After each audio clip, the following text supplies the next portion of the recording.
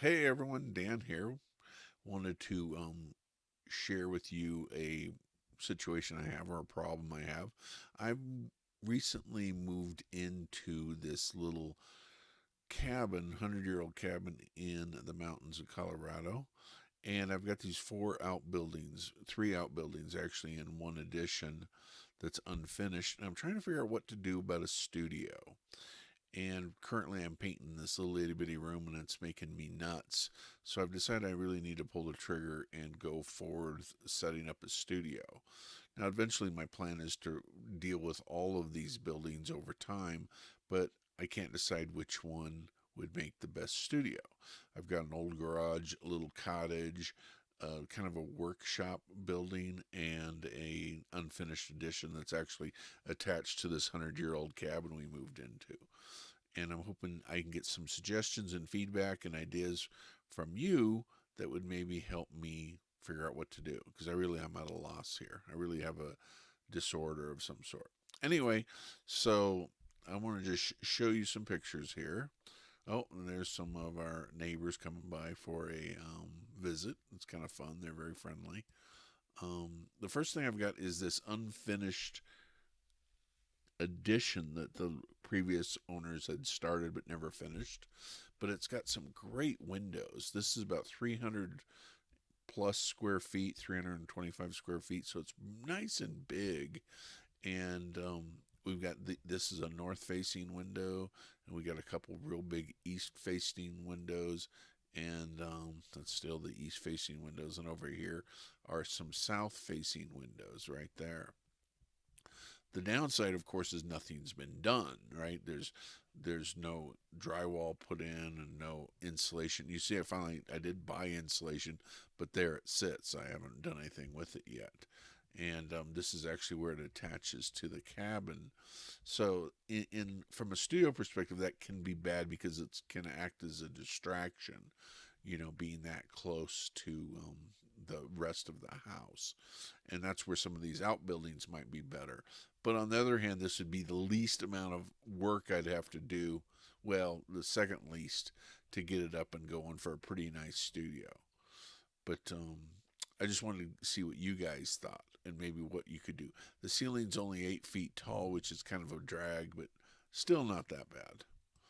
Um, Nice closet space. Um, Again, the ceiling, and I could maybe leave it open and just insulate up here, but that would look kind of weird. The next thing is I've got what I call this little creepy room, which is like a little workshop, and it's pretty good size actually. It's about 225 square feet. It's about 15 by 15 is the dimensions. It has all these little weird little boxes everywhere for you to store stuff in, cement floor. But I'm just not really sure that it is, and it has a nice windows.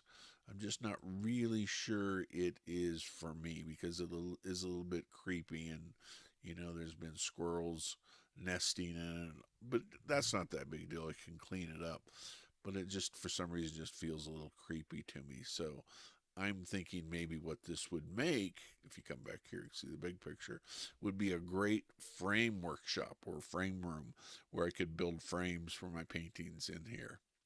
But even still, it'll require some work for that too, but not nearly as much as it would to bring it up to speed for a studio. All right, let me show you the next thing. My next possibility is this little storybook cottage that we have ourselves. And this is kind of one of those little fun little cutesy things someone built where it's all kind of a little bit crooked, like the doors are crooked, and it's kind of weird. The aesthetic bugs me.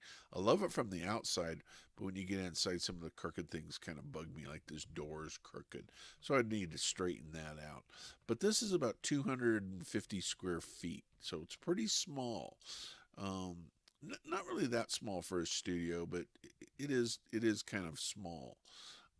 But you can see that it's already kind of there, but it doesn't have any heat. But heat or air conditioning. Don't really need air conditioning here, but it doesn't really have any heat other than this fireplace, and it doesn't really have running water, but I could bring that in.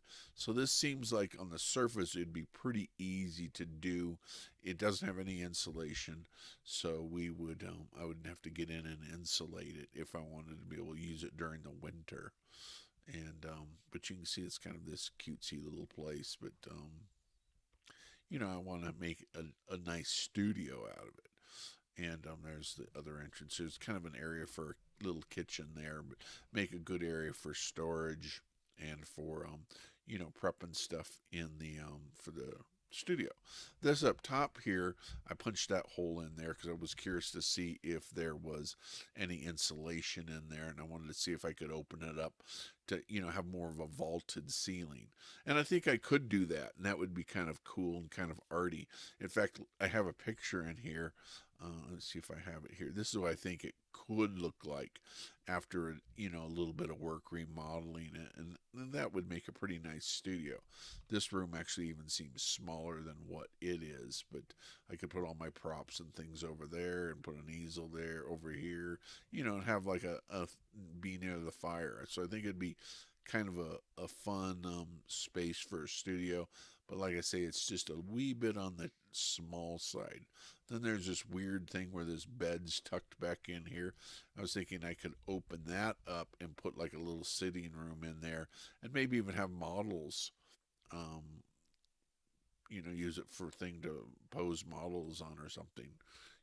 Have a little model curled up there next to a window reading or something like that. I don't know. These are just ideas I got off Pinterest. So anyway, that's that. And on the surface, he seems pretty good. This one, but I'm just afraid what happens. I'd get it all remodeled. My wife would say, "Hey, let me commandeer that."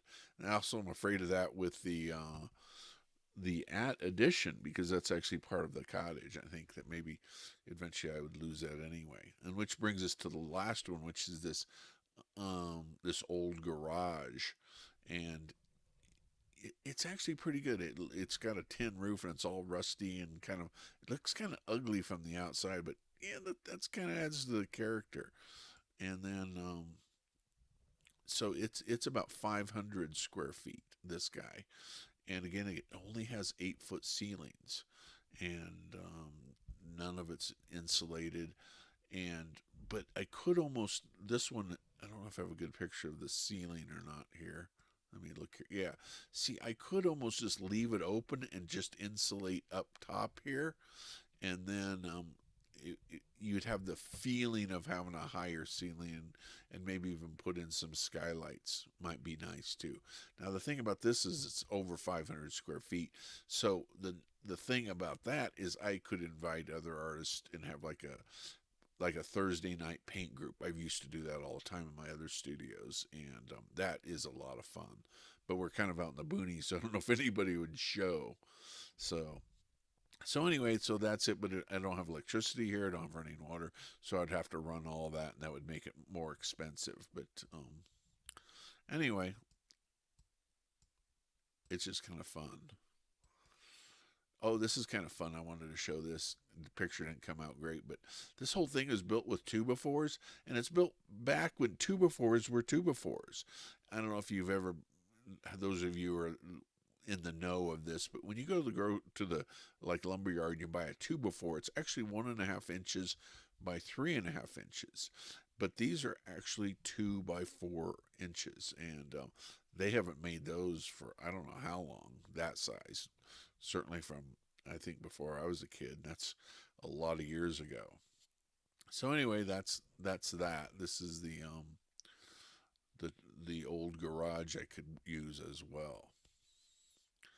So if you got any suggestions and you got any ideas on what you think would be the best one, I'd love for you to leave a comment and tell me what you think you would do or which one you would pick down below the video, and just let me know. And if you have any suggestions on what you could do or how you could do it to make it a cool studio, I'd love to know that as well. If you have pictures or something, if you could send it to me, that would be great. I also made a video tour of these, but I was having problems getting it to edit and getting it to work right. So I'll put a link, I'll put that up, and I'll put a link to that too. So if you guys want to see the video of these rooms, I don't have a video of the garage, but that's pretty straightforward. But I have a video of these other three, and and you might get more of a sense of those. And I'd love to hear any suggestions you have. I mean, artists are the most creative people out there, and it's I know you guys have cool ideas, so I'm sure you can come up with something that might be really awesome. Anyway, so please leave a comment down there, and like I said, in the description below the video, I'll leave a link to the other video where I actually shot video of these and with my commentary. But anyway, thank you. Appreciate it. Have a fantastic day.